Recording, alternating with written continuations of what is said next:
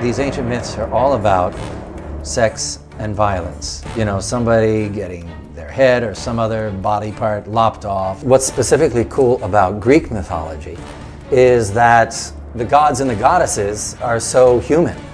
They look like us, they act like us. There's jealousy among the wives and their player husbands. There's competition, the threat of being overthrown. We're starting to get into the story of the Titans. We're telling about this back and forth battle between the parents and the children of the gods and the Titans. You will never be the ruler of Olympus. The cycle ends here. Kratos has father issues. Kratos has family issues. It really is a story about fathers and sons, actually. The death and deception between father and son is a classic theme of these myths. Kronos, the Titan, overthrowing his father Uranus, the sky, and then Zeus, the god, overthrowing his father Kronos.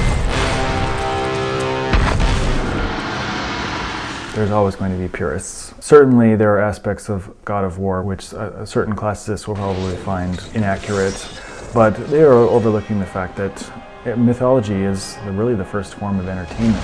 Homer told these stories the way that would work best in 8th century Greece. We have to tell these stories for 21st century America and the rest of the world. That's the good thing about a myth. It's not a textbook. It needs to be a game. We got to be true to that. So we're going to take liberties. It's all done with a respect for Greek mythology.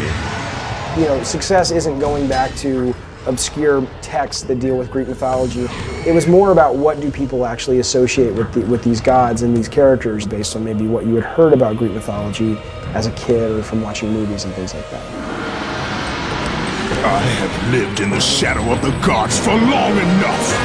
The time of the gods has come to an end. God of War explains, or ultimately will explain, why there are no more Greek myths. There's certainly the story of Kratos, but above that is really about, does man need God? You know, why does he need God? And with 2, we're kind of pulling the camera back a little bit. If 1 was in close, and we were kind of telling the small story, and we hinted towards threads that connect it to a much larger story, it's as if we're pulling back on this world map of God of War and saying, oh wow, there's something even bigger. It's going to be hell on earth as these guys basically battle it out for who ultimately is going to be sitting in that throne. I think people will be very surprised with how this thing all comes to a head.